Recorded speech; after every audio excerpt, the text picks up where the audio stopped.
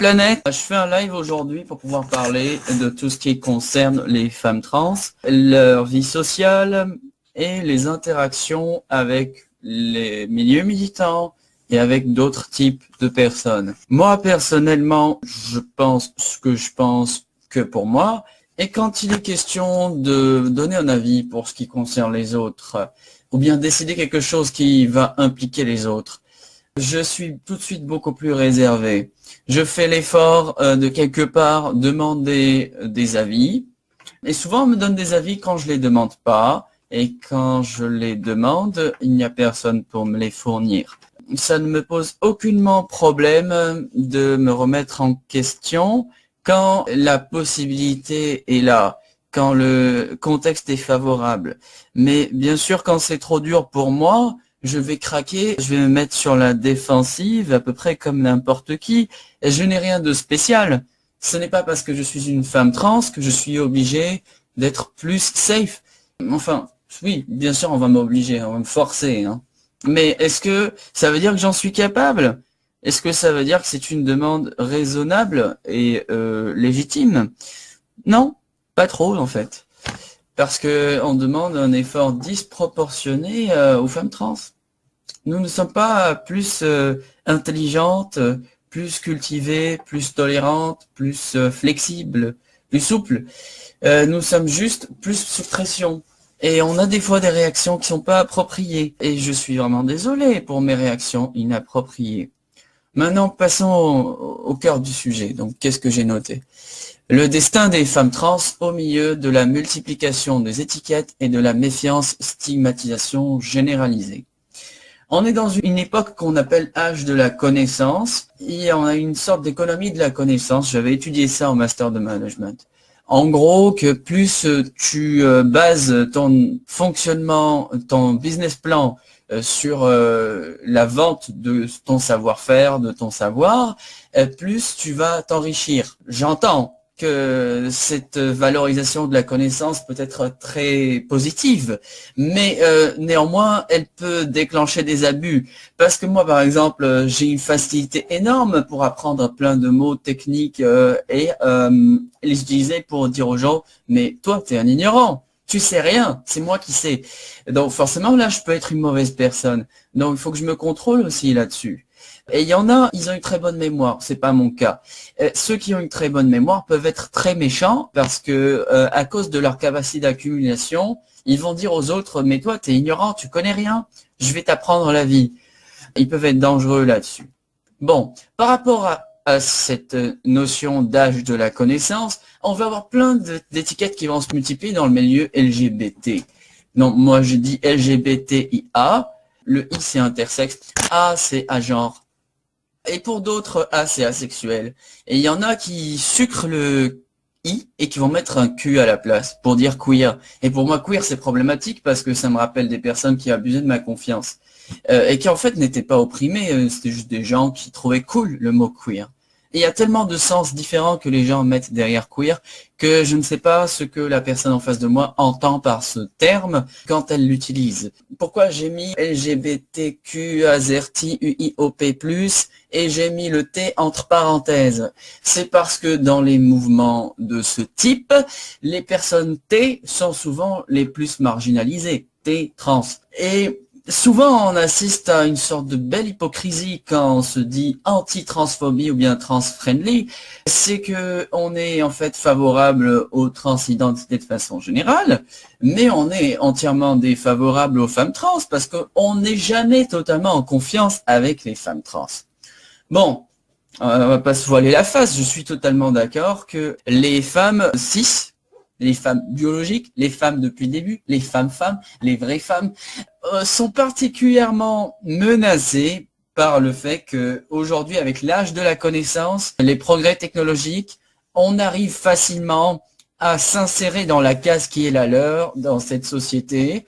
Et donc, nous qui étions assignés hommes au début, on arrive maintenant à se fondre dans la masse et être vus comme des femmes ordinaires, entre guillemets. Donc, elles peuvent avoir peur qu'on les viole ou autre. Sauf qu'en réalité, on n'a pas beaucoup envie de se foutre dans les problèmes parce qu'on risque facilement de se retrouver dans une prison d'hommes et nous faire violer.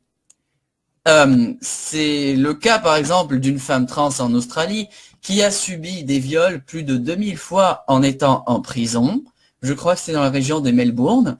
Et il y a une amie à elle, trans comme elle, qui a fait une bêtise à un moment donné et qui savait qu'elle allait en prison. Et elle a préféré se suicider plutôt que de revenir à cet enfer. C'est extrêmement stressant pour nous. On n'a jamais envie de faire quelque chose de mal. Celles d'entre nous qui, par contre, font des choses mauvaises, assument leurs actes. Hein. Si je fais quelque chose qui va à l'encontre de la loi, je vais être puni. C'est sûr. J'ai pas à avoir un privilège dire « Oh, bonjour, je suis trans, je vais pas en prison ». Non, si tu vas à la case prison, tu y vas, comme tout le monde. Et ce que je dis, c'est que l'ad hominem doit cesser et arrêter d'essentialiser le fait que femme trans égale violeur, égale voyeur, égale toutes ces mauvaises choses qui font peur. Déjà, faut pas oublier quand même que les personnes qui commettent le plus d'agressions sexuelles, de viols, de pédophilie, sont des personnes en qui on a entièrement confiance et souvent des personnes de notre entourage. Cette semaine, j'ai entendu quelque chose qui m'a glacé le sang. La pédophilie, elle est partout. Mais elle est surtout là où on ne va pas la soupçonner. Là, on ne va pas l'empêcher. Je ne peux pas être complice de ce silence qui facilite des actes criminels. Le silence est la pire des choses pour les victimes. Et les femmes trans, en général, sont facilement victimes de violences sexuelles, de viols, etc. Parce que c'est facile de s'en prendre à quelqu'un qui n'est pas protégé, dans un système qui va la stigmatiser. Est-ce qu'on risque de violer des vraies femmes quand on partage les mêmes toilettes? Oui, bien sûr. Qu'est-ce que je dis? Je dis que quand on fait confiance entièrement. On ne fait pas confiance à moitié. Maintenant, statistiquement, est-ce qu'on est beaucoup à le faire? Non. C'est très rare, les femmes trans qui ont des comportements de prédateurs sexuels, de violeurs, etc. Bien sûr que ça va arriver. Bon, on va parler des 2 incidents récents. Oui, il y a eu 2 personnes que nous connaissons, que je connais, qui ont des comportements de prédateurs sexuels. Est-ce que c'est bien? Non, c'est dégueulasse. Est-ce que ça me plaît? Non, ça me plaît pas. Comment je me sens? Je me sens très mal. Je me sens trahi. Ces 2 personnes me font particulièrement honte, me font douter, en fait, de que nous sommes de bonnes personnes. Qu'est-ce qui me fait dire que je suis une bonne personne? C'est même pas moi. C'est qu'en fait, les gens autour de moi peuvent attester de que je suis une bonne personne. Alors, à partir du moment où les personnes autour de moi sont malhonnêtes et ont une opinion biaisée et vont déformer les choses pour des raisons politiques ou autres, à partir de ce moment-là, leur opinion sur moi, elle est fausse. Si quelqu'un se met à m'accuser de choses que j'ai jamais faites, par exemple, quand moi j'ai subi des viols, il y a des féministes qui ont dit que moi j'ai menti. Et cette rumeur me suit encore. Et j'ai dû fournir un certificat médical pour prouver que réellement j'ai été violée. Ce qui est abominable et totalement antinomique. Mais encore, quand je vais me mettre à me défendre, puisque je suis la femme trans, puisque je suis la mauvaise par défaut, forcément personne ne peut me croire. Qu'est-ce qui s'est passé d'autre? Dire qu'on est cinglé. Voilà, la psychophobie mêlée à cette transphobie, transmisogynie, appelons-le comme on veut, est une très bonne arme. Parce que on ne nous croit pas déjà, alors rajouter la psychophobie, ça achève de nous invalider quand on a besoin de parler. Ça achève de dire qu'on ne doit pas nous écouter et qu'on doit nous mettre à l'écart. J'ai toujours peur en fait avec les gens de ne pas parler suffisamment bien et suffisamment vite pour faire passer mon message. J'ai toujours peur que les gens se barrent avant la fin de mon message. Le gatekeeping. Le gatekeeping, je le fais, évidemment, je le fais. Je dis que c'est une mauvaise chose, hein. Le gatekeeping, c'est pervers. Mais je l'ai fait quand même. Et je le fais encore et je le ferai encore demain, parce qu'il y a des personnes qui se font passer pour ce qu'elles ne sont pas et qui sont malveillantes. Et en même temps, Qu'est-ce que je dis? Je dis qu'une personne qui n'est pas une femme trans ne peut pas s'amuser à dire qu'une femme trans n'est pas une femme trans. C'est-à-dire qu'il n'y a qu'une femme trans qui est légitime à invalider une autre femme trans. Et donc une femme cis qui va dire qu'une femme trans n'est pas une vraie femme est vraiment une enfoirée de transmisogyne. Et j'insiste beaucoup pour employer de plus en plus le mot transmisogyne, parce que transphobe est un mot trop facile à utiliser pour une personne transphobe. Je m'explique. Beaucoup de groupes dits féministes, dits d'extrême gauche, etc., pullulent de personnes assignées filles à la naissance qui prônent l'identité trans non-binaire. Avec l'identité trans non-binaire, tu peux te dire plus opprimé que n'importe qui. Et en plus, t'es né avec un vagin, attention. Donc forcément, tu subis la misogynie, la transphobie et l'ambiphobie. L'ambiphobie, c'est le mot qui désigne l'oppression que vivent les personnes non-binaires. Je suis pas en train de dire que toutes les personnes assignées filles à la naissance qui se disent non-binaires sont des menteuses. Ce n'est pas ce que je dis. Je dis que ces personnes, parmi elles, il y en a qui adorent l'identité de victime, qui est insufflée par le patriarcat. C'est le patriarcat qui assigne aux personnes nées avec un vagin qu'elles vont être des victimes. Et donc, ce que je dis, c'est que les premières personnes à y perdre, ce sont les personnes qui vont se complaire dedans. Et de là, je vais aussi dire que les TERF, les féministes qui expliquent trans, vont aussi avoir une tendance à se desservir en se posant en victime. Moi, quand je me pose en victime, ce n'est pas par envie de me poser en victime, ce n'est pas une finalité, c'est un moyen pour arriver à quelque chose. Et je pense difficilement qu'on puisse se poser en victime sans avoir quelque chose en tête. Il y a toujours un but, un intérêt recherché. Alors qu'est-ce que je veux, moi? C'est faire entendre aux gens ce qu'ils n'ont pas l'habitude d'entendre, ce qu'ils ne veulent pas entendre, parce que de façon générale, ils vont avoir une certaine tendance à se voiler la face et à invisibiliser des oppressions. Le silence est une facilité, le silence est confortable, le silence est réconfortant aussi, et c'est de la paresse. Et la paresse intellectuelle et la malhonnêteté intellectuelle vont souvent ensemble. Qu'est-ce que je veux? Qu'on m'écoute. Pourquoi je veux qu'on m'écoute? Pour qu'on sache ce que j'ai à dire, que je n'ai toujours pas dit. Pourquoi il faut qu'on sache ce que j'ai à dire? Pas parce que je suis mieux que qui que ce soit, c'est simplement parce que ce que j'ai à dire, beaucoup l'ont pensé, mais n'ont pas osé le dire ou ont été empêchés de le dire. Il faut pas oublier quand même qu'on a essayé de me tuer dans le passé. Que ce soit directement en me disant qu'on allait me tuer, ou bien en me disant qu'on allait me faire manger par un chien, ou bien en me poussant au suicide. On a essayé d'induire le suicide chez moi à 3 reprises. Et il y a eu une tentative en mai qui a abouti à ce que mon ex fasse elle-même les TS parce que je me suis dégagé de cette pression.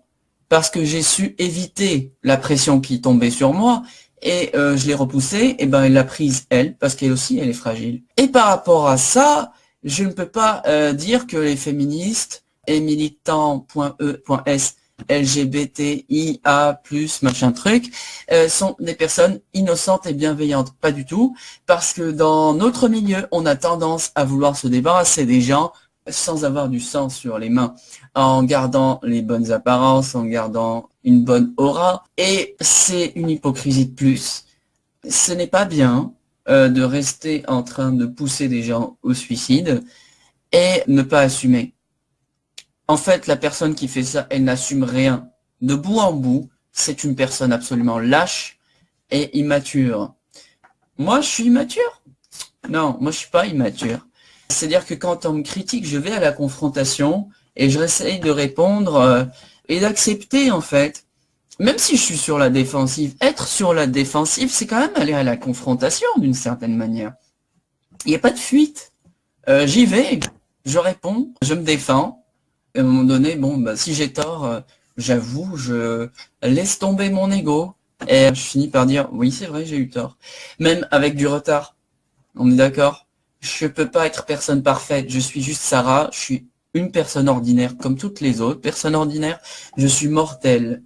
Oui, j'ai des ambitions, j'ai des grandes prétentions. Oui, j'ai envie de faire beaucoup de choses.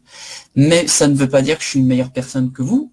ou que qui que ce soit d'autre, j'ai des défauts. Et en plus d'avoir des défauts, il y a beaucoup d'attentes qui sont posées sur moi. Et ce qu'il y a comme attente sur moi, c'est ce qu'il y a sur n'importe quelle personne qui subit une oppression systémique. Qu'est-ce qu'une oppression systémique?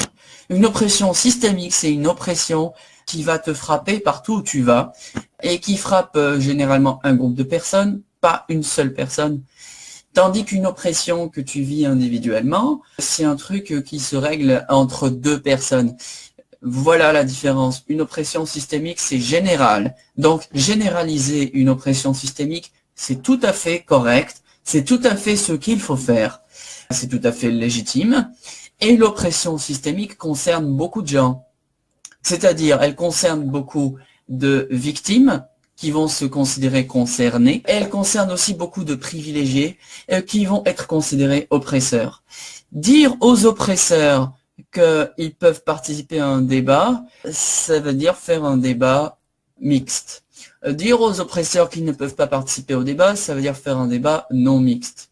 Est-ce qu'une femme trans peut participer à une discussion sur le sujet de l'avortement? Puisque c'était un problème que j'avais ce matin. Oui, ça dépend de l'angle. Si c'est pour dire des trucs méchants, non. Et c'est le cas de n'importe quelle personne. Mais si c'est pour moi me projeter dans mon avenir de femme totalement transformée, machin truc, et qui pourrait avoir une greffe d'utérus dans les années qui viennent et porter un bébé, et qui subirait un viol et qui tomberait enceinte malgré moi, ou bien qui tomberait enceinte et ne serait pas capable de gérer la grossesse, et qui aurait la question de l'avortement à me poser à moi-même, ben je suis concerné, je suis désolé. Du moment que je suis dans cette démarche-là, je suis concerné. Et en même temps, une personne qui a subi une ablation de l'utérus, finalement, est-ce qu'elle est encore concernée? Pourtant, c'est bien une vraie femme, une femme cisgenre, une femme-femme, une femme biologique. Ouais, mais du moment qu'elle a plus d'utérus, elle peut plus être enceinte. Donc, elle n'est plus concernée. Et il y a quelque chose que j'ai fait récemment, qui est dans le sillage de ce que j'ai toujours fait depuis que je suis dans ce milieu féministe. C'est qu'il y a une amie qui a dit qu'elle était intéressée par la cup. Eh ben, je suis allé sonder les personnes autour de moi qui avaient l'air de s'y connaître en cup pour demander quelle taille de cup. Parce que je voulais pas que mon ami perde des sous à acheter une mauvaise cup. J'étais pas dans le jugement, j'étais pas dans le voyeurisme, j'étais pas dans la moquerie, j'étais pas dans la stigmatisation, j'étais pas non plus dans l'attitude de dire ah, c'est dégueulasse, du sang, des règles, oh, non, ça me choque pas, je m'en fous. C'est un sujet avec lequel je suis particulièrement à l'aise parce qu'il y a une sorte d'élasticité mentale. Je suis habitué désormais à ce sujet pour qu'il ne me mette pas mal à l'aise. Donc je suis tout à fait capable d'être bienveillante vis-à-vis des personnes qui ont leur menstruation pour ne pas faire des remarques méchantes ou déplacées. J'admets mon ignorance. J'ai aussi participé à une conférence sur la symptothermie. Je devais en parler justement. Des lunes. Je devais parler justement de ce sujet de symptothermie. La symptothermie, c'est une méthode de contraception basée sur l'observation de sa température corporelle et de ses glaires. Est-ce que je suis concerné? Non, je suis pas concerné. Est-ce que je peux être une bonne alliée? Oui, je peux être une bonne alliée, bien sûr. Ça me fait plaisir d'alléger le fardeau sur l'épaule des gens. Je suis une personne réellement bienveillante. Vraiment. C'est quand que je peux ne pas être bienveillante? Eh ben, je perds ma bienveillance au moment où il y a un conflit d'intérêts. Mais ça, c'est une généralité, c'est pas spécifique à Sarah. N'importe qui perd sa bienveillance quand son intérêt contredit celui de la personne qui, elle, est censée défendre, ou de la cause qui, elle, est censée défendre. C'est-à-dire, dans beaucoup de moments, les femmes cisgenres sont les seuls alliés que les femmes transgenres trouvent là où elles sont, et au moment où elles sont. Et donc, on leur fait une confiance totale, forcément. Qu'est-ce qu'on va faire? Hein? On est quand même face à une violence masculine quand on parle de transmisogynie. Qui c'est qui va nous violer? Ben, généralement, des personnes qui ont un pénis et qui sont fiers d'avoir un pénis et qui sont fiers de violer des gens et d'utiliser leur pénis comme une arme. Donc, des hommes cisgenres, en fait. Qui c'est qui va nous protéger? Eh ben, des femmes cisgenres. Pourquoi? Parce qu'elles vivent les mêmes menaces et parce qu'il y a une sorte de conscience de classe qui est partagée, en vrai. En fait, on est une classe séparée des femmes cisgenres. Voilà. Ça, c'est les femmes transgenres. Ça, c'est les femmes cisgenres. Mais ensemble, forment une surcouche supplémentaire qu'on peut appeler les femmes. Et ensemble, on peut s'entraider, si on le veut, et si on est de bonne foi. Quand on est de mauvaise volonté, forcément, on fait rien. C'est pas productif. Donc, je vais continuer de faire confiance à des femmes cisgenres, pas parce qu'elles sont gentilles, pas parce qu'elles sont safe, pas parce qu'elles sont bienveillantes, mais uniquement parce que je n'ai pas le choix, parce que je suis en infériorité numérique, parce qu'elles sont les seuls alliés à ma disposition, et parce que je suis obligé de leur compter dessus. Je voudrais entendre vos questions, vos reproches, vos remarques. Il faut me parler maintenant. Dites-moi tout ce que vous avez à me dire, parce que c'est votre moment.